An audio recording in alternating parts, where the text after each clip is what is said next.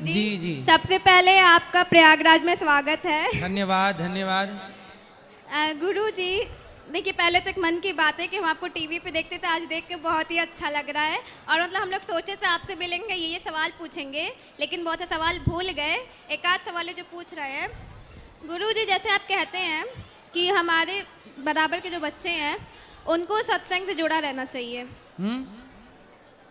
बच्चों को सत्संग से जुड़ा रहना चाहिए। हाँ हाँ जी, लेकिन गुरुजी हम लोग की जैसे एज है स्टूडेंट लाइफ की, तो पढ़ाई को भी हम लोग को उतना ही ध्यान देना पड़ेगा। पढ़ाई करते हुए भगवान से जुड़े रहिए।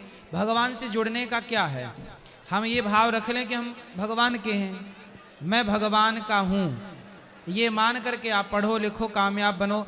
भगवान की भक्ति ऐसे थोड़ी करना है कि काम छोड़ दो, पढ़ाई लिखाई छोड़ दो और भगवान में लगे रहो। भगवान भी तो चाहते हैं कि आप पढ़ लिख के सफल हों और राष्ट्र की सेवा करें। भगवान ने आपको भेजा ही सेवा के लिए है। अच्छे डॉक्टर बने, इंजीनियर बने और समाज की अच्छी सेवा ईमानदारी से करें। गुरुजी, लेकिन कुछ लोग कहते हैं कि भक्ति सत्संग और पढ़ाई कभी साथ में नहीं हो सकती। नहीं नहीं, क्यों नहीं, पढ़ाई ही भक्ति है। यदि आप अच्छा पढ़ गए और पढ़ के डॉक्टर बन के सेवा कर रहे हैं तो यही तो भक्ति है।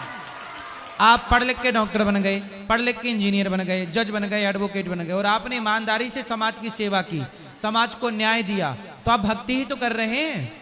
अब डॉक्टर मरीजों को छोड़ करके और माला जप रहा हो, और एक डॉक्टर बोला कि मैं माला जप रहा हूँ, मरीज बोला साहब जल्दी देख लो दिल का दौरा पड़ा है, हार्ट अटैक आया है, नहीं तो मर जाऊंगा। डॉक्टर बोला माला जपूंगा फिर देखूंगा। उनका माला पूरा हुआ, यह मरीज पूरा हो गया। तो उनका माला जपना पुण्य नहीं हुआ, पाप हो गया, क्योंकि आप डॉक्टर थे तो आपका धर्म था माला बाद में जपो, पहले उस मरीज को देखो। यही भक्ति है। तो आप भक्ति, भगवान के लोग सब हैं, सबकी सेवा के लिए पढ़ना है। जैसे ये दास अनिरुद्ध ने पढ़ाई की, मैंने क्यों पढ़ाई की, इसलिए कि मैं पढ़ लिख के वृद्ध माओं के काम आ सकूं, मैं विद्यालय बनाकर बच्चों को शिक्षा दे सकूं निःशुल्क, मैं गाय की सेवा कर सकूं। तो ये सब काम पढ़ाई के बाद ही तो संभव था। तो गुरुजी यानी सिर्फ हमें पढ़ाई करनी चाहिए, कथा सत्संग ये नहीं सुनना चाहिए। सत्संग, अब सत्संग नहीं करोगे तो आपको जो नॉलेज हम दे रहे हैं ये बात पता कैसे चलती है। जी। तो सत्संग जरूरी है, पर पढ़ाई कर लो थोड़ा, आधा घंटा सत्संग। जैसे आप पढ़ाई के टाइम भी खाने के लिए टाइम निकालती हो कि नहीं, जी। भोजन के लिए टाइम निकालती हो कि नहीं, जी। ऐसे थोड़ा सा एक घड़ी आधे की बुनियाद आधा घंटा भी यदि आप कंटिन्यू नित्य आधा घंटा भी यदि आप सत्संग करेंगे तो आपके जीवन में भटकाव नहीं होगा।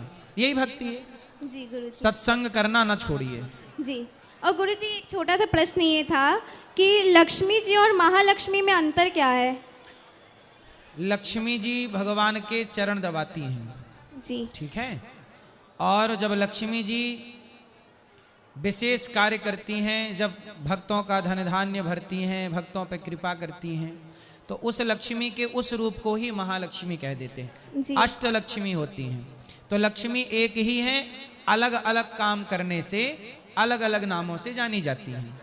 जैसे एक व्यक्ति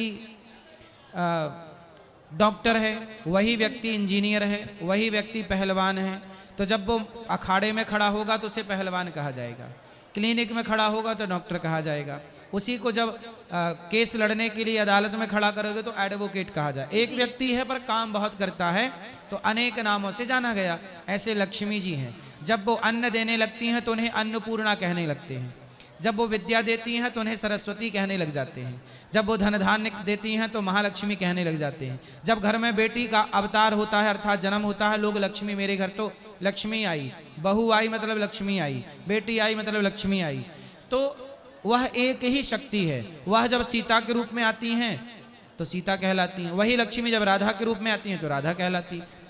एक ही शक्ति अनेक काम करती है, इसलिए अनेक नाम रूप से जानी गई। जैसे नारायण एक हैं, पर राम बन के आए तो राम जाने गए राम के नाम से त्रेता में, फिर उन्होंने मर्यादा की स्थापना की, द्वापर में कृष्ण के नाम से जाने गए। तो कृष्ण नाम और राम नाम अलग अलग तो हो गया, पर वस्तुतः दोनों लेकिन गुरुजी जैसे आप कहते हैं भगवान का नाम श्रीमन नारायण है, तो शिव जी भी तो भगवान है। तो हमने बताया तो कि हरि हरि और न भेदा, हरि और हर मतलब शिव में और नारायण में और राम में कोई भेद नहीं है।